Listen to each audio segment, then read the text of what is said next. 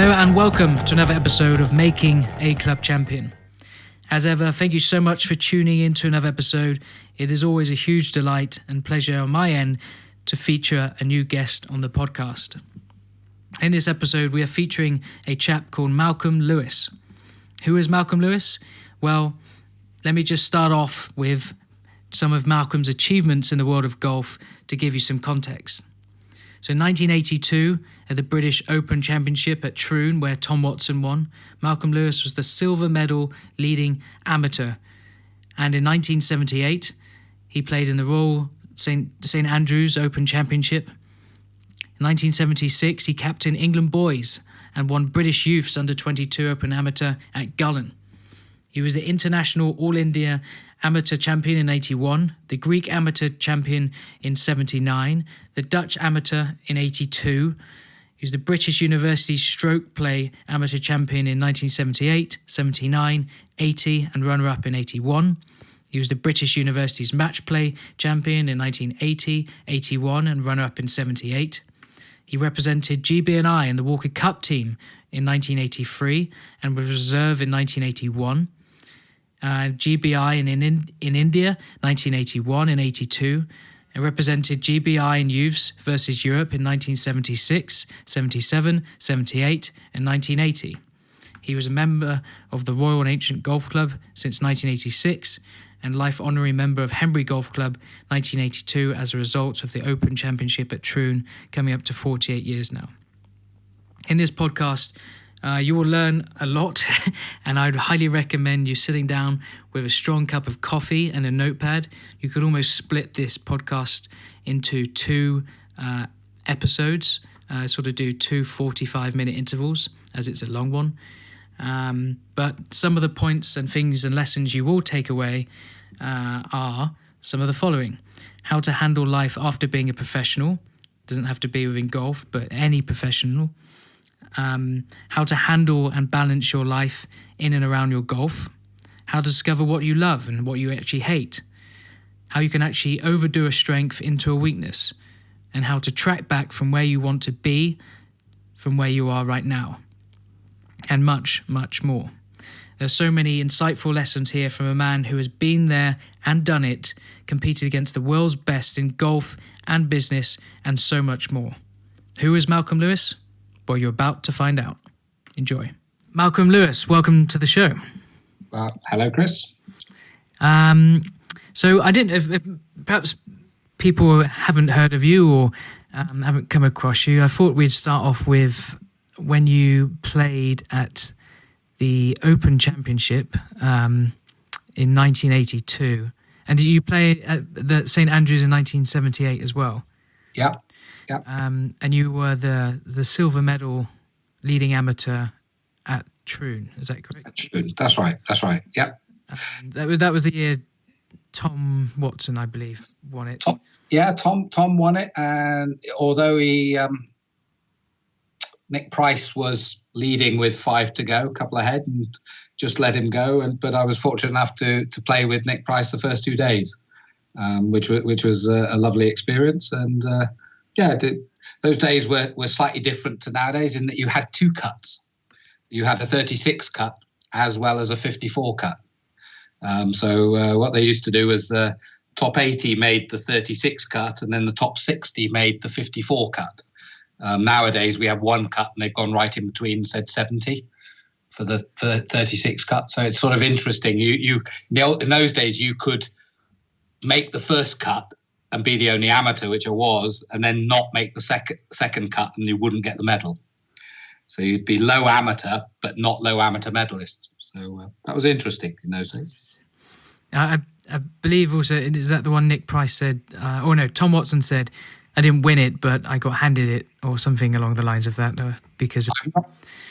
I've not heard that, but that would fit that criteria because Nick didn't blow it. It was just in fact, on the first day, if I remember rightly, I think only Seve made level par on the back 9 because Troon is very much an out and back, and if you didn't make your score downwind going out, you're in trouble coming back. And it blew. I can remember hitting driver into 17, which was really probably more of a sort of 4 irons type shot, but it was just below in a hoolie. If you had to hold on to a lead, Troon is not one of the places you want to hold on to a lead from. Right. So probably Tom was right that he may have got gently handed it, but everyone's got to get through those final holes, and he'd obviously done it slightly better than Nick at the time. So amongst winning the silver medal, and you played for GB&I in the Walker Cup in 1983, Reserve 1981. Yeah. Also other achievements that include British University stroke play and match play champion, a total of 5 combined, member of the RNA. Mm-hmm. The list keeps going on in the sort of your amateur record. I was wondering if we could touch on what it was like competing in tournaments like the Open Championship back then, and how did you go about preparing for sort of a week given like that? Yeah, interesting. In fact, in my particular case, it was, I realized after having played my golf, which I more or less stopped in 82, 83. I was sort of coming out of university and realized that probably playing golf all the time wasn't for me. So it was very much a sort of a transition point. What I often found was the years that I had lots of studying and I then relaxed and went into some of the tournaments, I played a lot better than when I put pressure on myself to have to compete, which was probably a good clue that pro golf wasn't quite for me. Certainly for that Open, I literally just played a couple of 2 or 3 tournaments after my degree finals.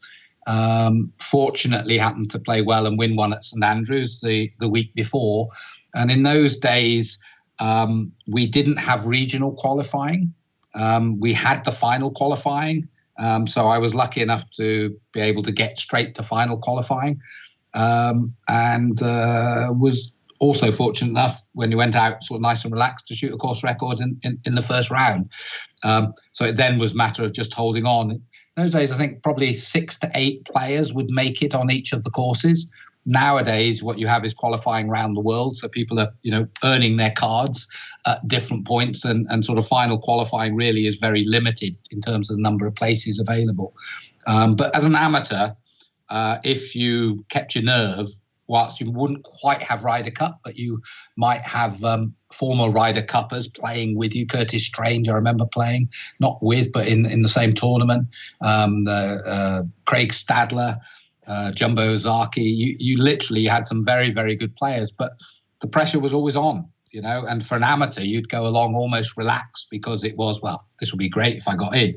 And if you did happen to play well, you had a decent chance. And even in Troon, I think we probably, I'm not sure the number, but if I said 6 to 8 amateurs made it, and only 2 were the British Amateur Champion and the US Amateur Champion. Now you've got your European Amateur Champion, your Asian Amateur Champion. You have much more places for the amateur who qualifies via an amateur tournament. In those days, you would go to final qualifying and get it right over the weekend on the 36 holes and on the Saturday, Sunday, and then what you'd find yourself Monday morning, you were there ready to tee up. So it was exciting times. So preparing for it was very much a matter of just don't put too much pressure on yourself, especially as an amateur. And in fact, I remember standing up. I was probably one of the last amateurs to make a speech. And I made a 5-minute speech at Troon. And, it was a case of, actually, this has almost made me want to stay amateur or be an amateur, because actually it would just meant so much. It was just lovely to be an amateur playing in the Open, to walk down the final fairway and, have the crowds and sort of just to have a little snifter of an experience of what it's like to be with these top players. Key was for me was not putting too much pressure. But obviously, if you are a pro and you're looking to work with pressure, you have to learn to do it. But I realized that there were other things in life for me. But I was very lucky and had a really enjoyable career playing golf, but just stopped very early at sort of, as I say, 23. I probably stopped dead.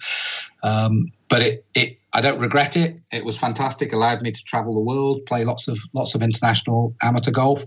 And also to get yourself up to that sort of level to then go, could I face hitting a golf ball every day? And for me, my particular case, probably I couldn't hit a golf ball every day.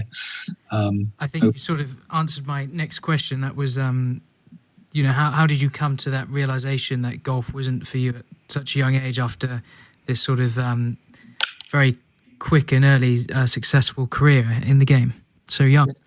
Yeah, it's a good question. I think it's actually playing with people that were geared to going pro. Most of my contemporaries were the Gordon Brand Juniors, the Ronan Raffertys, the Sandy Lyle.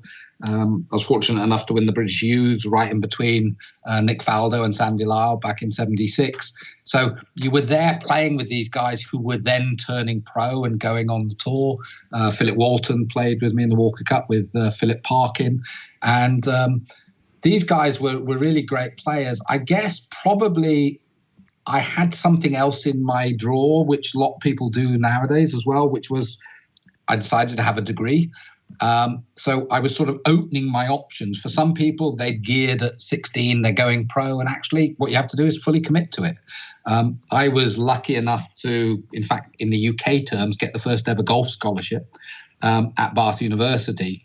It was a question of what do I do going to university. I was lucky enough to have a place at Cambridge and potentially a golf scholarship in America. But Bath University had just started sports scholarships. No one had ever had them in the UK. And the World Whitewater Canoe Champion got the first one in 1976.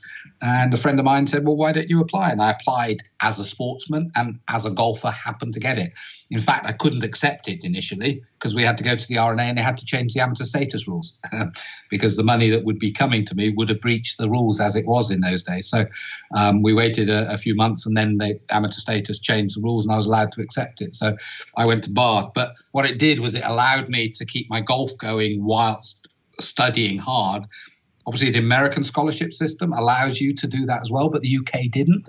And so what it gave me was an extra year playing golf. So I did a 4-year sandwich degree in business administration at Bath and had an extra year doing 5 years. So that was my opportunity. And I guess in playing with these guys and studying at the same time, I got to the point where I realized that hitting a golf ball every day and thinking that the meaning of life was just playing golf, fantastic for my colleagues who were, real superstars. Some of them, one in fact was a great star, was a chap called Roger Chapman. And I think he probably leads where we had Richie McAvoy last weekend, who played for me when I was England captain back in sort of 2000, 2001, winning his first tournament after 17 years.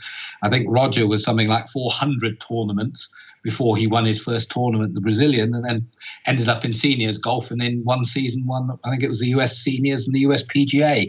So he became a double major winner. And most people were going, who's Roger? But he was sort of like an amazing golfer at the time and didn't quite, did very successful from the point of view of probably earned lots of money and was a great golfer, just only won one tournament. So it's really tough out there. And I guess I was able to reason, look, it's great playing the golf, but actually I've got another option. And for me, I ended up deciding, actually, if I'm not going to, my father was a lawyer and had wanted me to go to Cambridge to read law. If I'm not going to go and read law, actually what I'm going to do is read accountancy. So I actually joined what is now KPMG and qualified as a chartered accountant. That wasn't necessarily what I wanted to do. And as I've realized, I've ended up in other things, but it allowed me to, if I wanted, to play golf in a more sociable way without it being the be all and end all for my life. And so I was just very, very lucky to have a chance to play serious golf with very, very good players, see how amazing they were, beat them a few times, along the line, which was lovely. But then to sort of really look at myself and go, is this for me? And it wasn't. It wasn't for me. A key part of my life, but it wasn't the only part of my life. When you actually made that decision, did that come out of the fear of committing to just one thing, or was it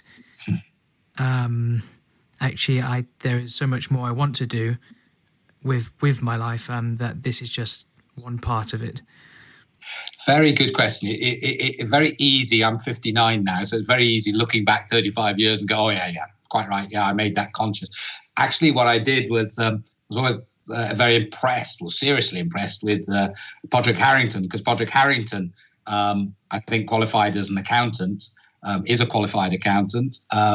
May not have done the practical, but I know if he didn't, he was very close to completing it. And obviously, he's had an amazing golfing career. what I decided was I would go and qualify as an accountant, and at that point would consider whether then I might go back and have a go at the pro game, because the chances were that if I had to go at the pro game, I wouldn't want to go and try and qualify as a chartered accountant if I didn't make it as a pro. So I thought I would keep the momentum of coming out of university to do the 3 years and then consider coming back. As it was, I didn't quite come back. I tried to have a go. I sort of said, well, maybe let's play a little bit. But what I then did was, and without my wife wanting to hear it, I met my wife. So that was like, all right, okay. And then I got into a career, and then the first child came and the second child. And it was like it became almost easier to not even consider. But what I found was as I went further and further along that journey, the more I reflected back on, well, did I really want to turn pro a few years ago? It's like it was a possibility, but actually what I did was simply defer the decision. And the further away I got, the more I realized it was the right decision not to turn pro. So I can't claim to have made the decision, I know this is not for me. It was as I got older and older, I realized, not because I had made the right decision, I realized on reflection, it was the right decision to not do the golf. But in not doing the golf, I actually orphaned an aspect of my life. So because I was, loved my golf, and I ended up falling to some degree out of love, and I'm actually coming back into love with the game again. So no, I didn't make a conscious decision, but with hindsight, I can see it worked perfectly. Great. How much of a role does balance play when you're trying to pursue something? And actually, become maybe one of the best in the world at a given thing? Is there that sort of, do you have to play all your cards on the table and go for it? Or can you actually manage to pursue a career if you want to become the world's best? So really interesting. I knew you'd fire some awkward questions at me. It's not awkward from the point. It's a real challenging question. Where these days we tend to get into extremes. One of the phrases psychologically that I use is that a weakness is an overdone strength. So if you were very decisive and you overdid it, you'd become dictatorial and authoritarian. One of the challenges with becoming a great sportsman is you have to overdo an aspect. And that overdoing may be overdoing the aspect of playing golf in your life to the extent that it becomes a weakness because you're then ignoring other aspects of your life. So just as golf talks about you have with your golf swing to be in balance, you have to make sure that when you're making your turn, you're staying on the right leg, you're centering, and then when you come through, you transfer your weight onto the left side, but you stay fully in balance at the top of the swing, all the way through the swing, just like, say, Ernie Els. Balance is really important. And as a sports person, the trickiest bit is having balance where you actually need to overdo one of the dimensions, which is the ability to perform as a golfer. And that's one of the tricky bits that I believe with hindsight, looking back, people end up facing. And our system tends to create quite a lot of attrition. What I mean by that is you put a lot of stuff in at the top of the sort of threshing machine and not a lot comes out at the bottom. Our system throws lots of money and resources, people at achieving world-class golfers. And we are creating some really, outstanding world-class golfers. The trouble is there's lots of people who fall by the wayside. And certainly I was lucky enough in 98 to 2001 to come back as non-playing, I might say, England captain. So I had the likes of Justin Rose, Luke Donald, Paul Casey, Simon Dyson, Gary Wolstenholme, sort of to play with or to coach or support. And, it was tricky to get and strike the right balance. But the balance that you need to have is a balance of both physical, mental, emotional, and what I would now put in spiritual or just spirit, i.e., who are you? So trying to keep balance for people where you are trying to be an expert in a particular area is a tricky thing. And it's a tricky thing in life, let alone in golf. I think that looking back, if I had if one was able to balance your life as a pro, that would be great. The tricky bit is this attrition rate is such that lots of people have a go. Often they don't succeed. But the sad thing with, if golf is a sport, lots of people who come back to amateur from having had a go at pro don't actually end up playing golf. They end up giving up the game. And that's a shame in itself. So it's just one of the side effects of the system. We have a system that is all about the great and not so much about the general balance of society. And I think that's a challenge in itself. But it's one of the side effects. So I would love to see more balance. And the tricky bit with top performing sportsmen, whatever the sport be, is that it's great when you're at the top of the game and everyone loves you. You're earning massive amounts of money. And then 5-10 years later, they don't even remember who you are. As you said, a lot of people may be listening to this and go, who the heck's Malcolm Lewis? And it's like, yeah, wouldn't expect you to, it's 35 years ago on one level. But there are others that I bump into who remember, oh, you used to play, you were quite a good golfer, weren't you? And suddenly they remember. And it's like, yeah, but for me, fortunately, I've been able to balance my life, and where I've ended up, I couldn't be in a happier place. So, and I think a lot of the learnings that I've had throughout my corporate career, if I look back and see what I can see that was taking place when I was playing golf as a youngster, actually the system that we now have is amazing in terms of the resources that are put to turn some of these golfers into just amazing beings. The tricky bit is overdoing that strength in one dimension can often have side effects. And a lot of the side effects is people are also very unhappy. And we're seeing it across society that, just because we got lots of technology and connection, actually people are very lonely, and we've got some very high suicide rates and the like. Not trying to go in and make this morbid, but all I'm getting at is we think the system's getting better. It is, but it will always have a side effect, because overdoing one thing will create a strength, but it also creates a weakness. And as Lee Trevino used to say, nobody gets given a full set of clubs. I think it's a great phrase because, as a golfer, we can't hit all the shots, or there's certain clubs that we're not terribly good at. Actually, if you apply it to life, we don't get a full set of clubs. You can do certain things, but you can't do others. You're a lovely guy, you got money, but, you're not such a good golfer. You're a great golfer, you got lots of money, but nobody likes you. There are all sorts of combinations, and what you have to do is get the balance that's appropriate for you. And that balance is balancing both your physical needs, that can be, earning money, your emotional needs of, yeah, that was great fun, I really loved it. Your mental needs of, actually, I really get stimulated rather than just I'm hitting this little white ball and I'm not really having to do any thinking. And then your spirit, the essence of who you are. Who is it you are? Who are you? Why are you doing it? What are you here to do? Is it just to hit a little white ball? What difference have you made to others? And certainly when people like, your Gascoignes and the like, when people have been stars at one level and then either, unfortunately get addicted to certain things, what can happen is the reason that we get addictions is there's something missing in our life. And that missing piece in our life is often meaning. What is the meaning of life? So if hitting a little white ball and winning the tournament is the meaning, fantastic, great, you're away. If you suddenly realize that the meaning of life for you is doing something slightly a bit more than just hitting a white ball and winning a tournament, actually, how do we get in balance?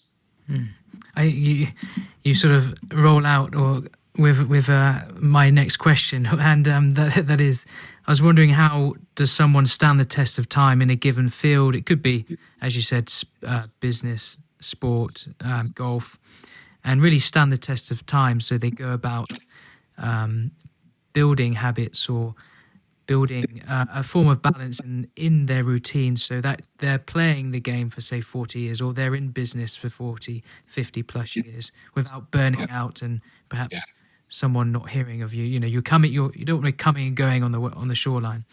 Yeah. So really good question. I think that I'm always amazed at Tony O'Reilly, who was chairman of Heinz. But again, another name that a lot of people go, I've never heard of him, but was at the time, I think, scored the most tries for the Lions. He was an Irish rugby international. I come across so many top sportsmen in business, and what you often find is whilst they played professional sport, those that make the transition from sport or using sport is they apply the principles into the other parts of their life. So they understand what helps to achieve success. So what they do is they understand success, maybe what they're looking for, but what they then do is, what are the strategies that I need to adopt that will achieve this success? Now, maybe I need hard work, it maybe I need discipline, I need to work on, this is a team game, and I need to make sure that I've got the right staff and the right people and the right board to work together. In actual fact, a lot of my work these days is working as a strategic leader, working with boards of directors to look at the psychodynamics of the interaction of the board members. So it's not just making sure we have an operations director and a sales director, marketing director, finance director, and operations director.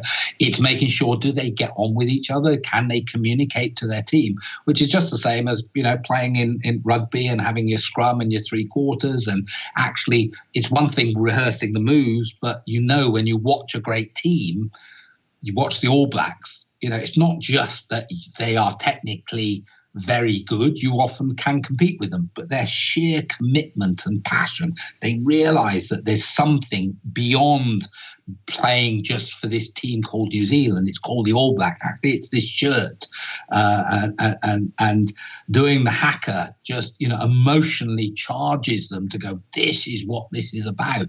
Now, what's fantastic about that, and seeing it in team sports where a team is a real team, and you just know, even if they're down with a minute to go, there's a chance for them to win.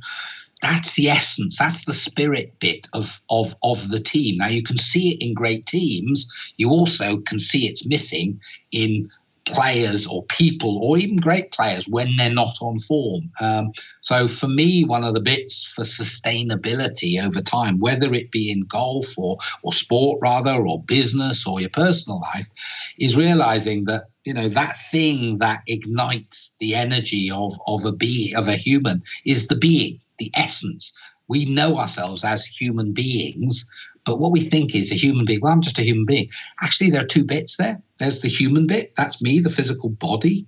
And there's the being, which is the essence of who I am. And we tend to give it a human, capital H with a small b for being. But actually, the being is, who are you? Why are you here? What is this all about?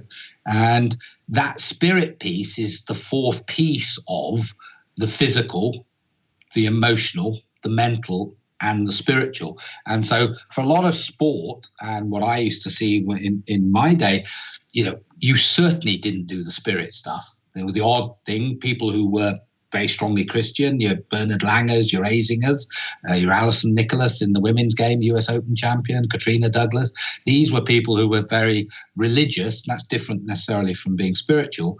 But spirit really wasn't acknowledged. In fact, my day, sort of late 70s, 80s, we'd only just started getting into psychology. There was Tim Galway in The Inner Game of Tennis, and then he wrote The Inner Game of Golf. I think he wrote The Inner Game of Work.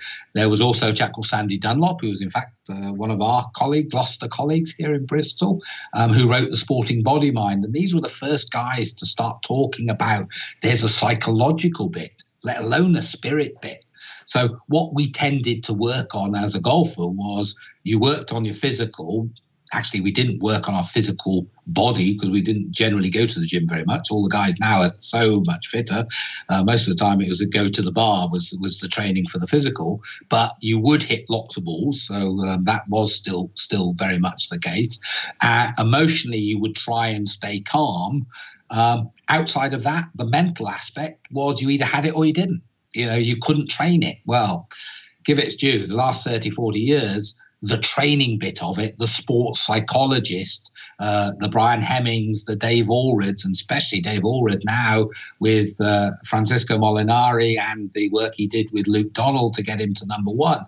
How does a top performing coach help someone in particular pressure points? And the work he did with Johnny Wilkinson, and all the great players that he's worked with has been amazing. That dimension is definitely a massive improvement. Obviously, the physical, we've got the physical training, the diet side. So, you do not see someone overweight well, very rarely do you see overweight golfers on the tour, but they're looking at their diet, their fitness, their training.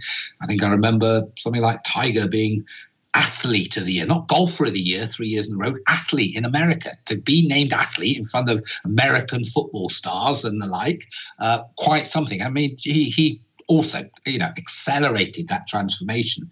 The distance he used to hit the ball was, a big part of it was down to his physical ability to accelerate the club and his pure fitness, which was amazing. So the physical is significantly improved. We were only playing with swing weights in my day. It was a case of, I just realized my club is C9 or D10. Nowadays we don't really even talk about swing weights, talk about flexes and torques and spin rates of balls. Absolutely, we never had anything like that. So that's dramatically improved. The quality of the clubs, the size of the heads, you definitely could almost miss the ball with the little wooden heads that we used to have on the drivers. You've got the size of head now. God, that's made such a difference to both the young and especially my age group now, the old, in being able to find the face of the club. So that's made a big difference. What we probably haven't really advanced that much on is dealing with some of the emotional pieces around when things aren't going right and the spirit bit. So I was sort of very taken a number of years ago by Dame Kelly Holmes, where, to win those gold medal, double gold medalist and various goals, amazing career. But I think it was something like 17 times she was seriously injured and missed major championships. And I can always remember listening to her say, what I never got, I had some amazing, coaches on the technical level. I had amazing coaches on the psychological, how I needed to perform in the moment. She said, but I didn't really have anyone to talk to, the fact I'm out for 3 months and I'm going to miss the World Championships this year or the Olympic, nobody to talk to. And that has a big part to play in our overall makeup. As we said, the weakness is an overdone strength. We overdo all of the physical and technical, even the mental stuff, fantastic, of being in the moment. But how are we dealing with, what's it feel like when you put all your heart into looking for this Olympics and you've just been injured, or you failed at the qualifying stage to make the finals or the semis? These are big things, and it doesn't mean you can't be successful at the next Olympic, but you need picking up. And the spirit of who you are is also part of it, because suddenly it's like, well, I've been doing this for 10, 15 years. Is this all life is about? So coming all the way back to your question, how do you carry it? I think top sports people, they realize the importance of all these dimensions and try and keep a balance to them.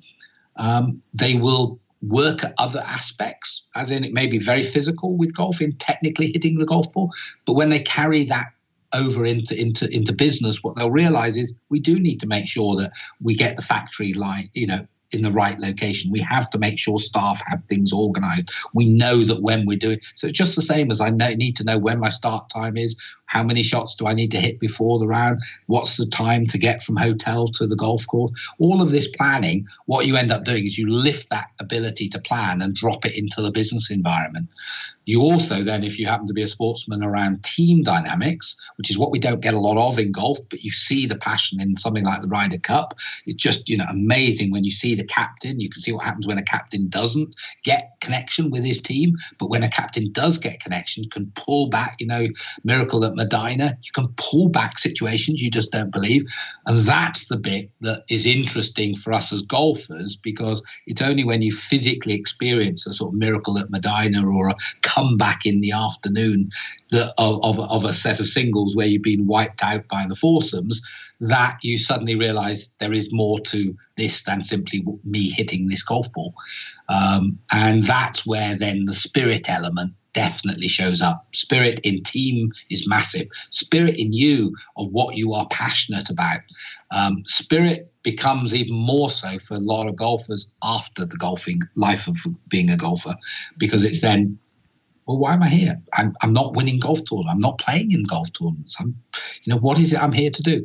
And for sports people, when they come off the top levels of their sport, life isn't just the period of time that you were performing at sport. The period of time you are performing is your lifetime. So getting in balance and realizing how to put it back into balance is really key. And for a lot of people, they're not taught it. But naturally top sportsmen realize there is a balance. which is great, and they can carry it across into other disciplines. Touching on that, the spirituality, I can't even say it. I had too much coffee. The spiritual side of things. How can perhaps one work on and develop that rather than the sort of mental performance, the working out, the technical? Yeah. How can one sort of implement and work on the spiritual side of things? Okay, well, in fact, I was working with a golf pro this morning. I do a lot of coaching. So I coach people, and just happened to be a golfer, this one, an old friend of mine. And one of the things that I was talking to him about was this idea of reading a putt. And I said, what I've noticed as a metaphor for what you can do in both as a practical tool to work on in your life, but also as a way of looking at how you can develop every situation you look in. I note that if I'm watching television and the TV camera is looking at someone putting, the camera is normally at the other side of the hole, looking back at the hole, and then the player putting towards the hole.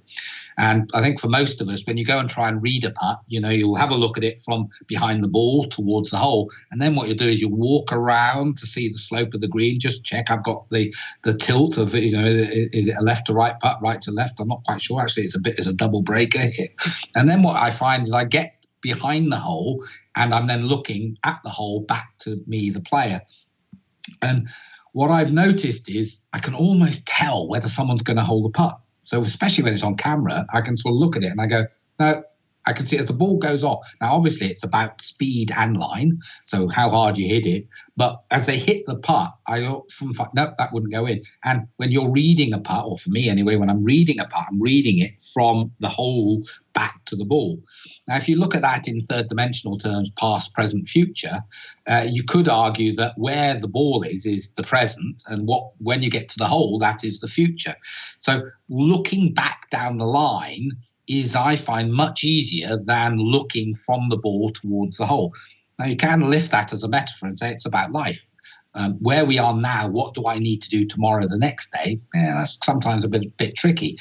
But to what extent have I gone to the other side of the hole where from that place, I'm going to look to see what the line is, but really check what my spirit level is when looking at the putt. And what I mean by that is the spirit level is, am I fearful of missing this putt, or am I excited at making the putt? And it's sort of our half pint full, half pint empty. Those putts that you hold are generally those ones that when you look at the putt, you get convinced you can see how the putt's going to go in. When you stand over it and you go, I can't afford to miss this because otherwise I've dropped another shot, those are the ones you often miss. Now, in some instances, for some people, they go, actually, those are the ones I hold. And it's because they get so committed in the moment to it. But what they're really doing is setting a very high intention. So setting a high intention of this ball is going to be at the bottom of this hole. I really believe it. I'm excited about it being there. And then I'm looking back and I can see or in a sense, the track of where the ball's going to go and how it's going to go in. That actually can be lifted and applied to life. So actually, to what extent, if I go and stand where 3 years' time is, when I was with the pro today, I was going, if we were 3 years down the line and we stood there, don't stand there going, I haven't got enough money, I can't do this. That's all negative, fear-based stuff. Actually, work from a place of what would you love to do? And from that, set that intention. Now, this is all about visualizing what you want to create. And we know from listening to sports psychologists, people are going to do the luge, or they're going to go down, they're running the 100 meters, lie in your bed, visualize what you're doing, visualize yourself coming through the tape. This is very similar with golf. Visualize where the ball going into the hole. But what often we miss is that you actually have to do it from the hole side rather than the ball side. And so for me, advising people, okay, what do I need to do? What I often do is go and stand metaphorically, imagine I'm the hole, visualize and go, what would make this a fantastic place? What would make this putt go in? And I'm really believing genuinely that the putt is going to go in. And what you tend to do is you start to see the track. And you start to feel, actually, if I don't do this, I need to do this, I need to do that, I need to do the other. Actually, they're all positive actions of what I do need to do. We know from the stories, and all of us who are golfers, you stand on the tee and I say, don't hit it in the bunker on the right. We know exactly where it's going to go. It's bunker on the right. The reason is the brain doesn't know the difference between positive and negative. You gave it a picture of bunker and it's completed it. So when we come to visualizing what we want to happen, visualize where you want the ball to go. So visualize the ball's in the hole. If the ball's in the hole, and I totally believe it's in the hole, what would the track of line have to be? And then commit to it.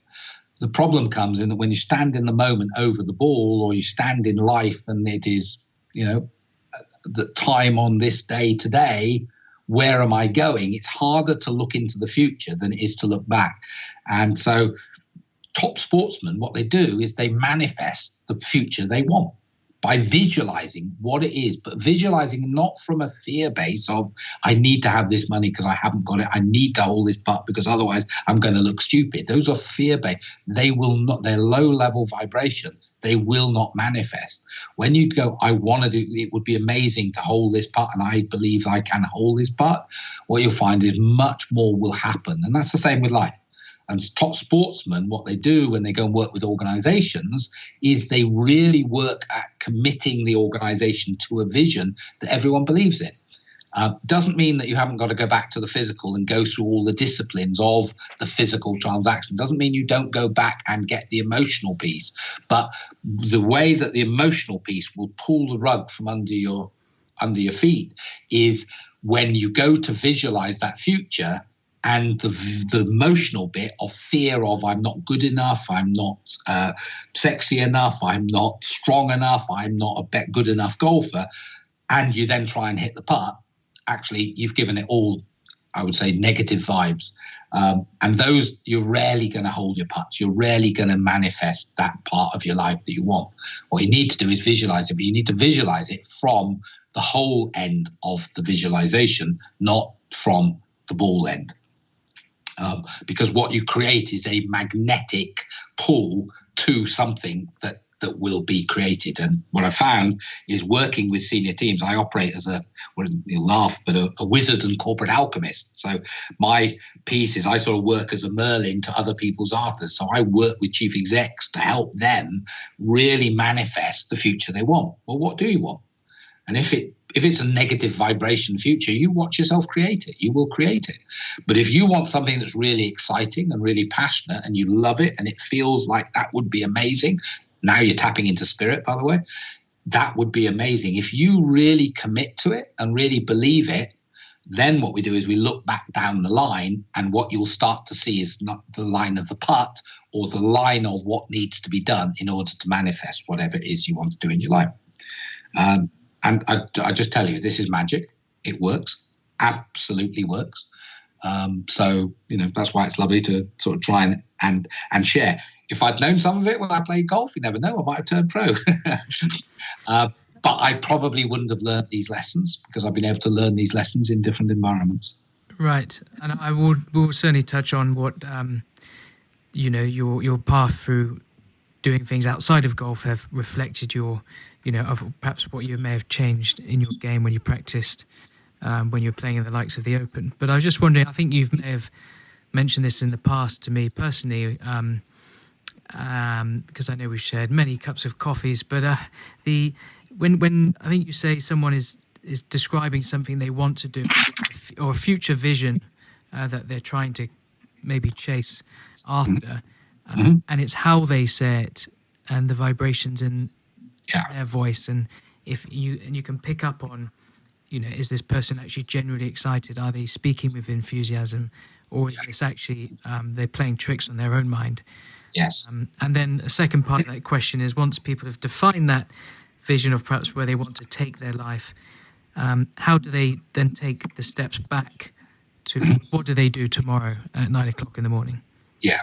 Very good. Very good question. Really good. As you said, we've had a number of chats around this over the last year or so.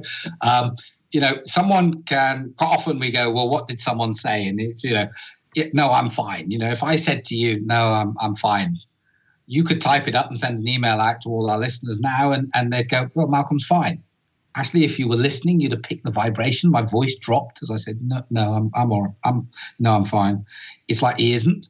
And that's a vibration. Actually, life is all about vibration.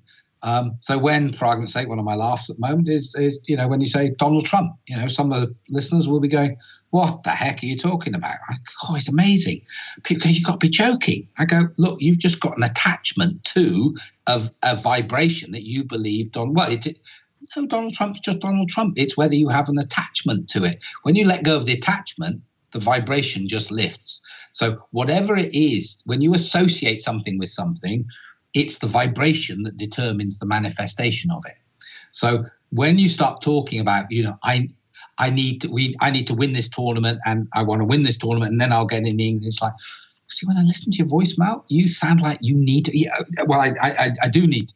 Well, if you need to, you're operating from a place of fear. If you go, it would be, it'd be great to win this tournament. Actually, it's the voice that changes. The words may be the same, but the voice changes. So manifestation is a function of the vibration. And in fact, vibration is simply consciousness, awareness. So the higher the vibration, the higher the consciousness. And the higher the vibration you get, especially when you get to a level of, this is amazing, this would be perfect for what is needed, what you find is that vibration, not the words, but the vibration is what will help to make it manifest. So when you say to someone, well, what would you love to do? Oh, I'd love to be playing golf and then going down to the beach, and I've got a big car. Okay, well, let's talk about the car. Why do you want the car? Well, it would be great. Why would it be great? Well, all the women would be really okay. So what actually is? Well, actually, I would feel really worthwhile because people would really like. Okay, so what it is you want to feel worthy is really what you're after when you say you got a flash car, because everyone seeing the car will go, we must have got that from somewhere. I know it isn't family money. You must have been successful. Therefore, you are amazing. And actually, it's the vibration of I feel worthy that is the words, the essence of what is you're trying to get from that car. It's not the car itself. It's the vibration of I feel worthy because I've achieved getting that car. Now, once you realize it's the vibration of I am worthy, well, I could be worthy in lots of different ways. I could be worthy helping the lady across the street. I could feel worthy because actually Dad came and said he was really proud of what I'd done. Actually, as long as I'm using the vibration of I feel worthy, actually I can manifest anything. And this is part of the challenge. A lot of our materialistic society, we're hooked on materialism. We're hooked on power. Actually, I can do what I want. Nobody tells me what to do. We're hooked on money. I've got lots of money. I can buy anything I want. We're actually hooked on sex at the same time. These are all things that actually hold us in the third dimension. And the third dimension has a low vibration. But if you want to manifest something, what you have to do is lift the vibration. So part of the challenge of working with people is to help them to try and find the underlying vibration that is a positive, love-driven vibration. It's a high-level vibration, not a negative vibration that I'm in fear. I can't afford to do this. I must win this tournament. It's through sheer fear that I work so hard. I get that. And lots of people will be successful to a point. The problem is the vibration you create from fear of failure doesn't last long. It has a short-term life, but what it will do is it will attract lots of other failures in your life. And you go, I've been really successful at my golf, but actually everything else has fallen apart. And you go, why is that? And it's like, well, because I haven't focused on it. No, it's the vibration you've been putting out from the fear of failure with the golf. You've been so disciplined, you've succeeded in the golf, but actually it's not greener on the other side. There are some clubs, there's a strength that you've overdone. You've overdone the fear piece, and it's created fear in the rest of your life. So for me, how do we get and find that vibration? Often it's me talking to people. So I find that sometimes if you haven't got someone to talk to, just record your conversation.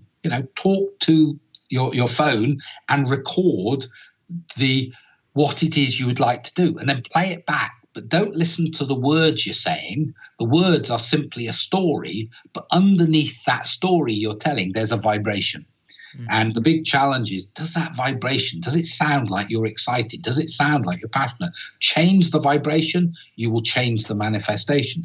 But what the story gives you a clue of, especially if you say, tell me all the things you'd love to do, you'll tell me, I'll pick all those positive vibrations. What's interesting is you can also go to the negative vibration and go, what is the things that you hate? Because if I didn't have an attachment, it wouldn't worry me. Now, if I hate this, that's one side of a coin. On the other side of the coin is the thing that you love. So sometimes when you hate something, exploring that negative vibration and going, what's on the other side of the coin? If I flip the coin over, that thing I don't like, what's the thing I love? That if you said that, you go, oh, well, that's different. Okay. Because the reason you're so excited and upset is you've overdone the negative, or that situation overdoes the negative, but there's a really nice positive sat on the other side. So finding all those positive vibrations then allows you to go, well, if that's the vibration and I can feel that if I was doing anything around these vibrations, cool, I wouldn't half be excited. What I then say is go to the other side of the hole, go and sit down and go, even do what is known as a timeline. Literally, you can not literally draw a line, but you can sort of pace off 2 or 3 meters in your sitting room or in your garden and say, this is 2018, that's 2019, that's 2020, that's 2021. Right, okay, I'm going to walk 3 paces down the line to 2021, and I'm going to physically stand there and go, with this vibration that I've now identified is the vibrations that actually I feel really excited by. If I stood there 2021, what could I be doing? And it might be, well, I'd be working in this type of environment and I'd have people like this and I'd be hitting lots of things that were things that I wanted to do. Sorry about that. And in doing all of those things, this is what it would look like. Record it, play it back. How did it sound? Yeah. And actually, one of the things I do with when I run masters, MBA and PhD programs is I get people to draw a picture of their vision of 3 years' time. And then what I do is say, find someone in the room, go and tell them the story. And in telling the story, I want the person to score them out of 10, the other person to score them, but they're not allowed to judge them based on the content. So the fact they say they want to play golf and they don't play golf doesn't matter. What you have to judge them on is the vibration. So what they end up doing, well, I got 4 out of 10. I get people who, you don't go and say, I'll give you 9 out of 10 if I get 9 out. That's fear. That's fear that I'm not worthy because I need you to give me 9, so I'll give you 9. Actually, I'll give you 10 if you give me just at least an 8. Actually, that's just fear. But what happens is, it's really interesting that people sometimes go, I've just given you a 4, and you go, right.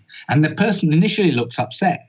And what they then do is they go, you know, as I go back around the room, how did you find and what did they say to you, Matt? Well, I was given 4 by Chris. Right, I thought I had a really good story. Now he said I've got 4, I can feel exactly what he's talking about. And what you then suddenly realize is it's like a mirror that's turned back on you. Actually, I didn't have the vibration. The story sounded good about the things I was going to do, but actually I wasn't really passionate. My voice wasn't in the vibration. Getting the vibration is absolutely everything. So what you then do is you then start to change your vibration. And as you start to change your vibration, what you actually start to find is the things you want to do change. So by shifting your vibration to a level, you go, actually, so this feels really, I'd love to be doing this, this, and this, or these are the things that would feel really nice. Well, if that's the case, then actually I wouldn't mind going and doing that. Okay, write it down. And you almost create a new picture. And in creating that new picture, record it, play it back to yourself. That's interesting. Now what you get is the second part of your question. If that's what the 2021 looks like, let's stand back on the line and walk back to 2020. What would have to be in place in 2020 for 2021 to be manifest? Well, I'd have to have done this. I'd have to have got the house. I would have had to walk. Okay. So now come back to 2019. What would you have to have done in 2019 for 2020 for 2021 to happen? Actually, what you're doing is coming back down the line. And clearly, that's giving you the line, but the line is a function of the pace that you hit the putt at. So if you go, yeah, but I could get on with it now. I just want to get going now. Well, actually, we may be able to take some break out of this putt because we can hit it a little bit further. What we could do then in 218 into 219s, we could do this. Oh, well, if that's the case, 220 would look like this, and then 221. Yeah, actually, you've taken an inch or two out of the break. You're going for a bolt here, Mal, aren't you? Yeah. Okay, we know you may be 3 foot past. Yeah, I get that. But actually, that commitment to the putt, you often find you hold it. And that's the same with life. What happens is you go bang and in goes the putt. But it's all a function of vibration. It's all and the clue to what the vibrations are that you want to create are the things you love, but they may not be ultimately what you manifest. It's only when you go to what you love, realize the vibration that's of a positive, not fear-driven, a positive nature. I don't know if some of you may have watched Doctor Strange, the film a couple of years ago with Benedict Cumberbatch, and there's a scene where he's in with the Ancient One on the balcony, and the Ancient One is dying, and he sort of says, "So I could have my life back. You know, I could get back to what I was without giving it away as a film, and you know, I was successful because I was fear driven." And he said, yeah, you could, and you were successful, but that's why you won't be long-term successful, because you're doing it from a place of fear, not from a place of love. So the whole piece here is actually to manifest what you want, you've got to manifest it from a vibration of what you would love to create, not what you're worried about not creating. Not, I don't want to go in the bunker right, I don't want to go in the water left, I don't want to, no. I want to hit this 10 feet below the flag, uphill putt. Right, focus on that, commit to it. Actually, I can't even see the water. I cannot see the bunkers. I cannot see the trees. I'm just focusing on where I want it.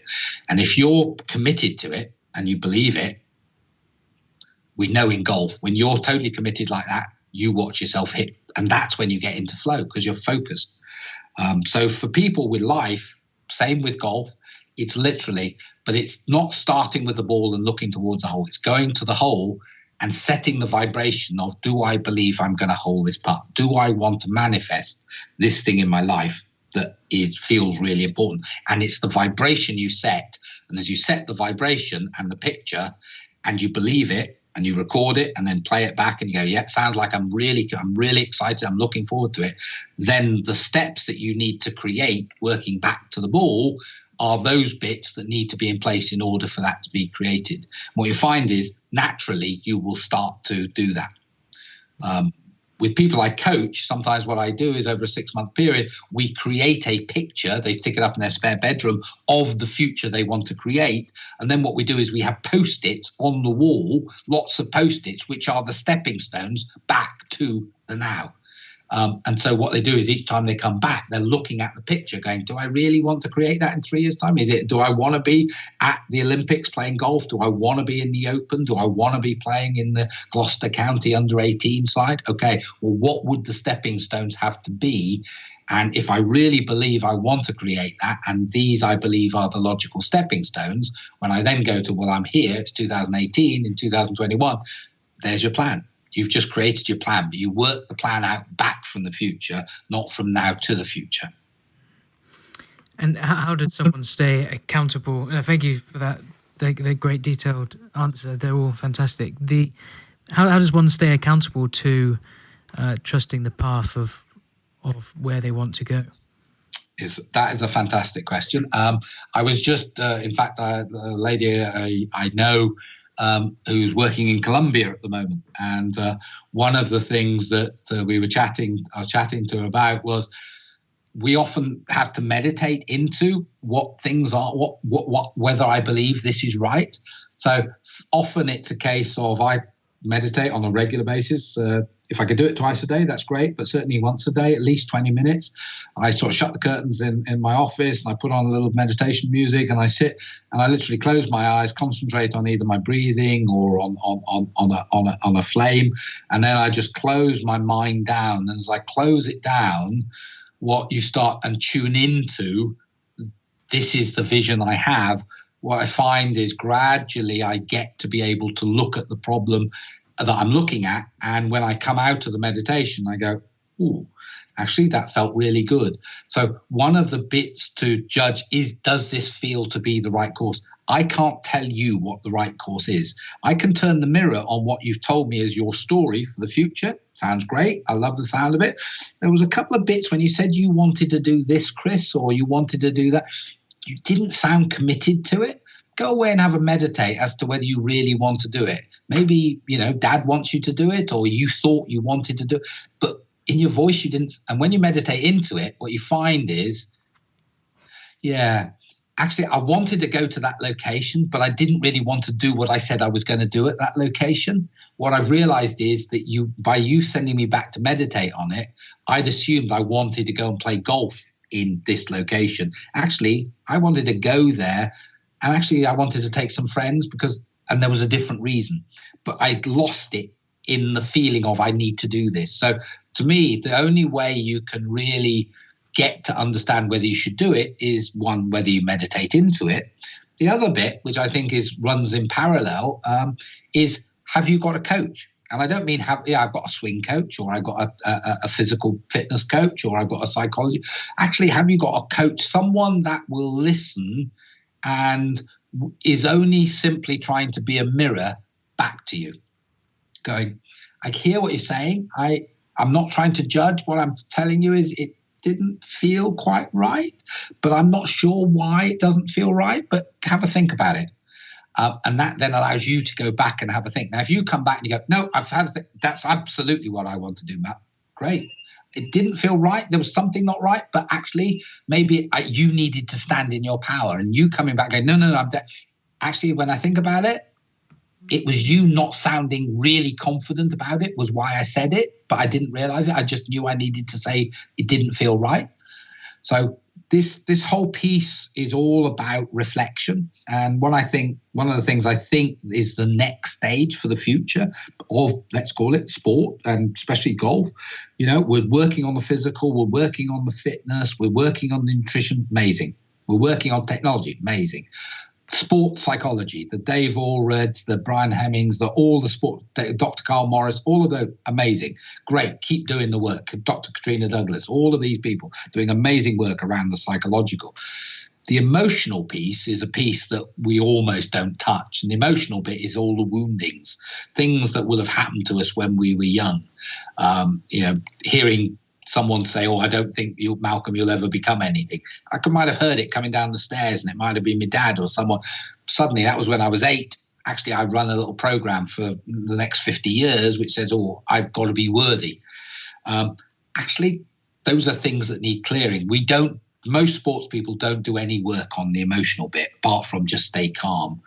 And the other bit, which I think we need to move to, is the spirit bit, which is, does this feel like this is what you ought to be doing? Now, only you can ultimately decide that. But just like I often find, if I've got my golf swing and it's not working, if you actually videoed me, I probably could give myself my own lesson. Most people could probably go, cool, am I standing like that? The reason we go to a pro is to be the eyes that I'm not. So actually what coaching does and reflection is simply being the mirror of you to your voice and everything. So to me, the spirit bit of, is this what you sound passionate? Well, tell me what we're going to do next year. Well, what I'm thinking of doing is didn't sound very exciting, Malcolm. All right, well, I thought it was. Well, go and have a think, go and meditate on it. And I'm not telling you I didn't want to go and play golf. I was hoping to go hiking or windsurfing. Yeah, I get that. Don't judge them based on what they've said they want to do. Judge them on the vibration that they seem to have given you back. And to me, that is where the future and the next steps are for people. It's working on integrating. Have I done something to really understand who my being part of the human being is? Who is Malcolm? Who is Malcolm really? Separately, have I cleared all my emotional attachments? As the Buddha said, life is suffering, but actually that suffering is caused by cravings and attachments. So it's woundings, things that, I need to do this. I need to go and do that. I need to have this. Okay, when you let go of them, actually, that's great. Mental, actually, am I processing and thinking carefully and properly in the right situation? Where the likes of a Dave Allred, this is when you are under pressure. This is how you ought to be. Fantastic, great. Physical, technical, yeah, we got that covered. But the emotional and the spiritual, to my mind, are the bits that are the next stages, and how people who's listening to this, how do I go and Well, there are lots of life coaches, there are lots of people, even friends, who will just sit and listen to you.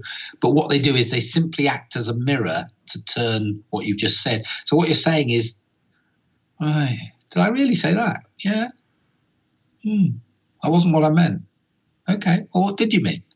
I'm not sure, actually. Well, why don't you go away and have a think next time we meet for coffee, or give me a ring tomorrow, or, let's have a chat. That, to me, is one of the biggest bits. And when I've done that I work with chief execs and work with chief execs for mental health trusts. So, they've got 6,000-7,000 staff, looking after people with mental, but I'm working with the chief exec. What I do is I act as a mirror to them.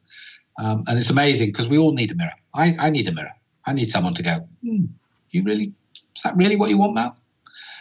So those are sort of some of the things that I think are sort of important to try and tune into. Fantastic.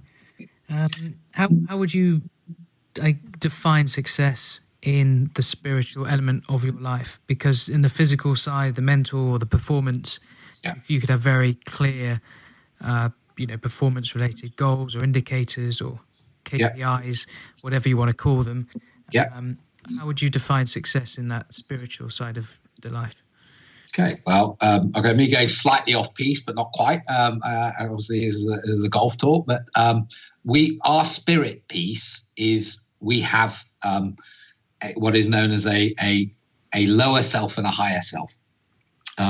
We have a being which is our ego. So Malcolm talking here, this is Malcolm talking, but actually there's a higher part to me, which is the highest part of my being, which for a lot of people we never get to see.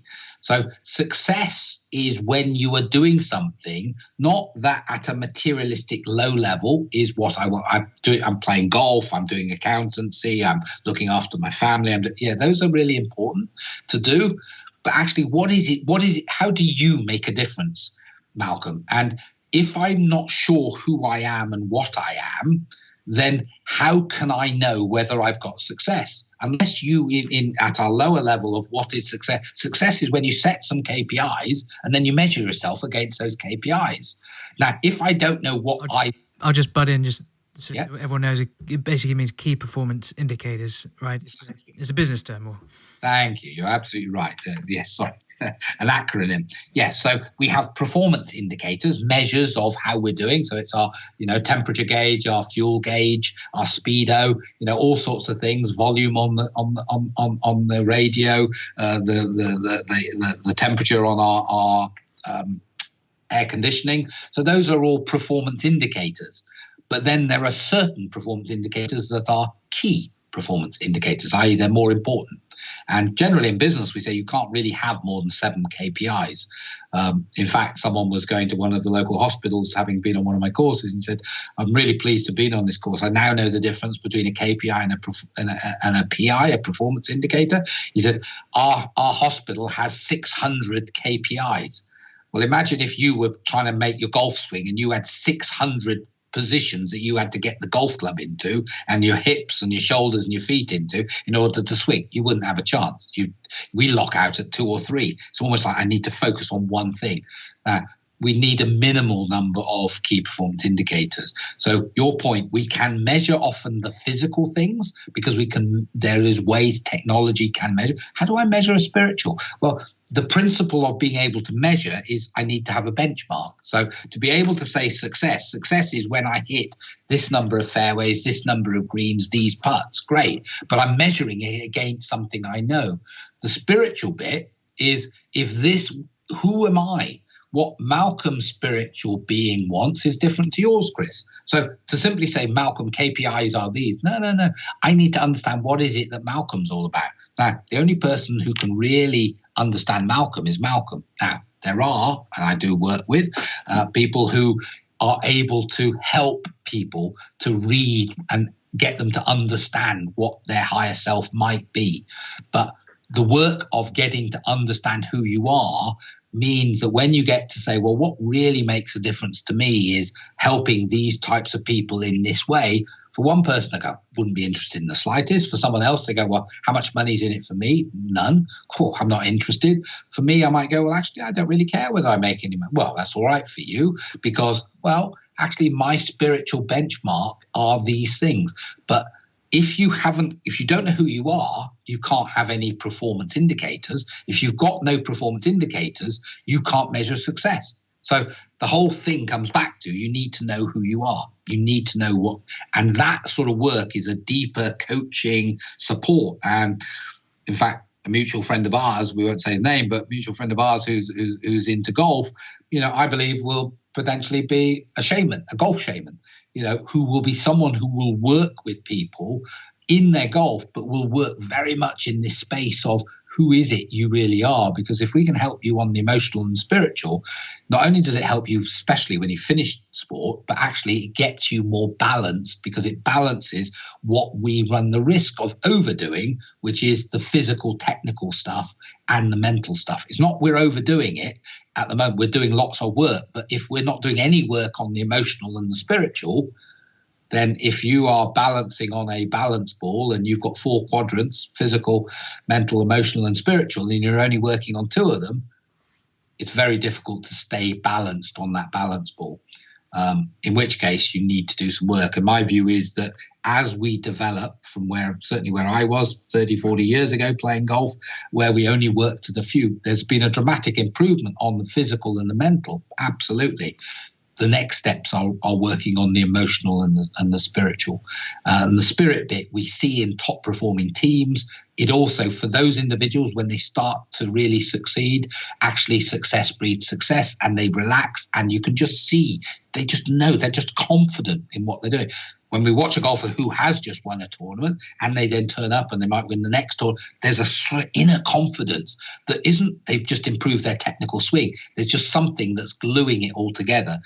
We call it confidence. Of course it's confidence, but actually confidence is confidence in our spirit as well as our emotion, as well as confidence in my technical swing. In actual fact, when we putt and we have practice, hit 500 sort of 6-footers to make sure I'm going to keep putting from 10 foot until I hold 10 in a row and I won't move away, if I could change your belief that you believed you could hold them, I'd bet any money that you probably only need about 30 or 40 putts to actually walk on, because it's all you've got to do. It's all you're doing is practicing.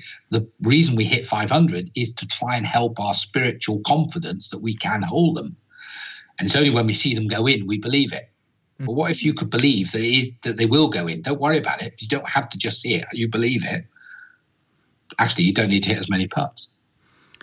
Yeah, and to pick up on that, I think I've been at several tournaments over the years, and just walking around the players, whether it was playing in America, college golf, or a good event in England, or the tour. You were working at the tour, weren't you? Yeah, and you could almost, there was, as you walk past a given player, you could pick up on almost how they were playing without watching them played, if that makes sense. And actually several times you would walk past one individual and you were like, for some reason, I don't know why, but I think this chap will win this week just by the way he's walking, his presence, that inner bit of confidence or whatever you want to call it. But you're picking up on that sort of, as you said, maybe vibration. And this may be, a little bit ahead of its time, but it could also, when you were playing in the silver medal back at 82, June, that psychology bit which was missing back then, which has now been introduced now, but then to take this whole conversation a step further, perhaps the spirituality. I can't even say that bloody word. Spirituality. Far too many coffees. Perhaps that's the missing element of where the game's heading in the next sort of 10, 20, 30 years. I absolutely believe that's, if there was a missing piece or a piece that it could really benefit from, I would, and as a gift, not gift, but I'm coming towards the end of my life, but if I could help nudge something, I would absolutely say that. I agree with you.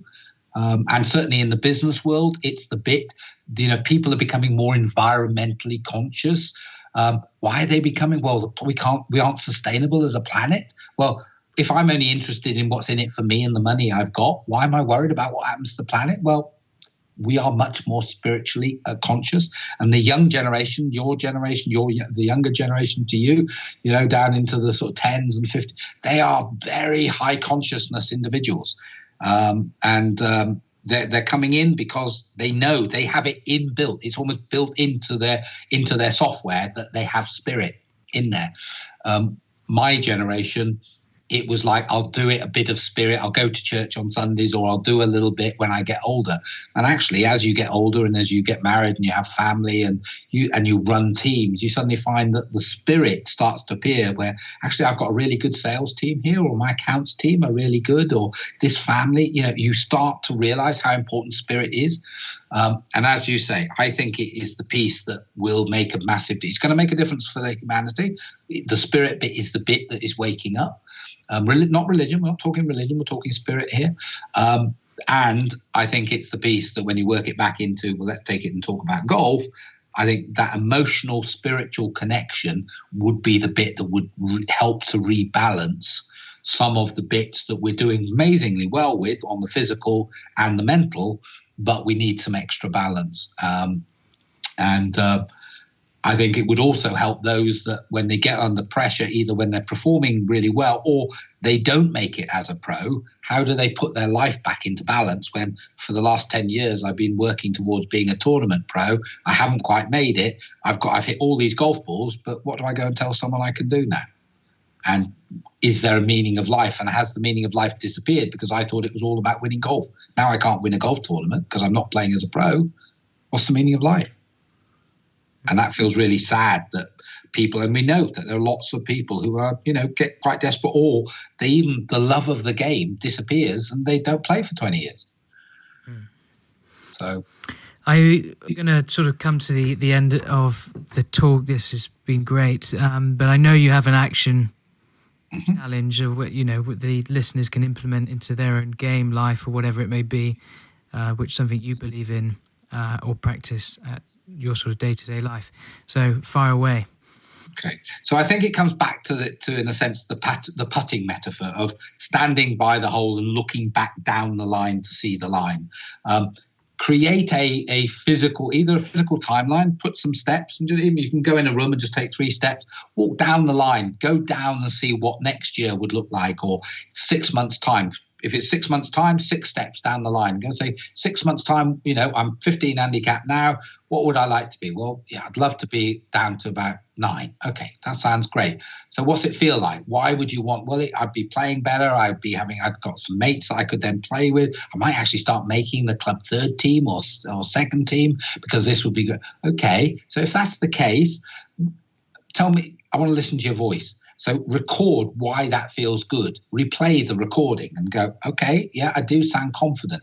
Okay, if that's the case and you're standing there and that's 6 months down the line, that is 6 years down the line, whatever it be, come back to the 5th one out. So come back to 5 months out.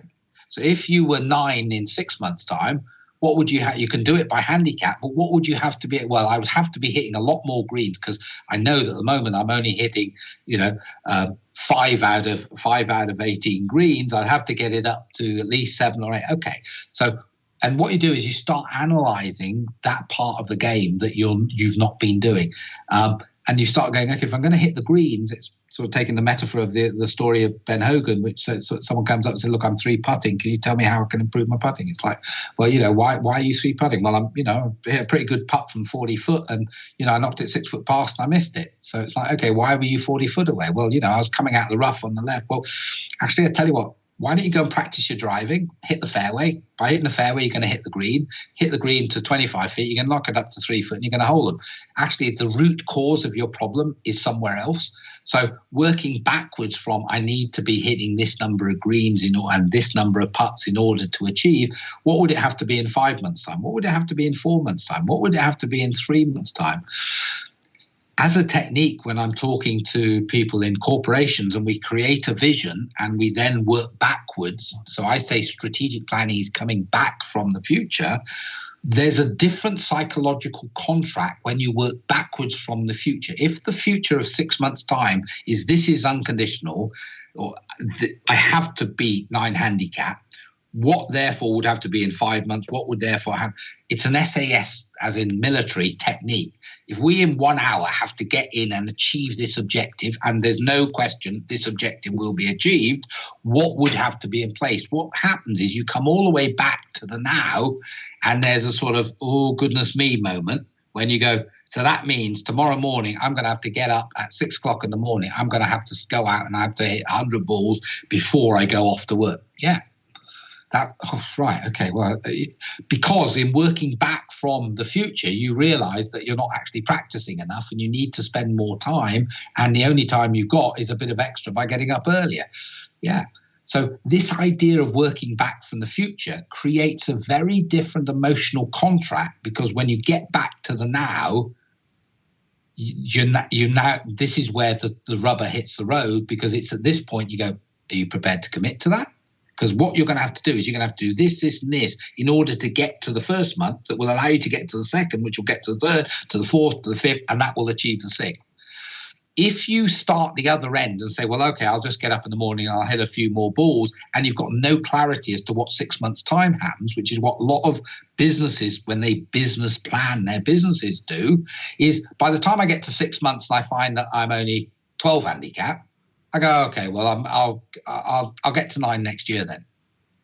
And all you've done is push out. And what happens is we become lazy. So for me, I was really impressed with the SAS technique of go to the future. What I'm saying is go to the future, get the vibration right, work out what that vision would look like, draw me a picture of what playing 9 handicap. Are you in the third team? Well, yeah, okay, we'll draw a picture. I want a picture of the third team. I want to hear how you play, how many greens you're hitting, what are those KPIs, how many putts, all the key ratios in it. Okay, if you're doing that in 5 months, what would 4 months have to be? What would 3 months have to be? And then having written it out, there's almost sign at the bottom. Are you prepared to commit to this? Record yourself saying what you're prepared to commit to, put it away on the computer or what have you, and then start taking action. But the key is hearing yourself say what you said, because when you think it, you always can find an excuse why it didn't happen. When you say it, you feel it in your body much more deeply. And so for me, often when I come to the end of a coaching session with people, I'll say, okay, so that's a really good session. So what is it you said you're going to do before next time? And the reason I ask them to, I know I've made notes, so they could turn around to me and go, Malcolm, you know exactly what we're going to do because you've written it down. I go, I know, but I want to hear you say it.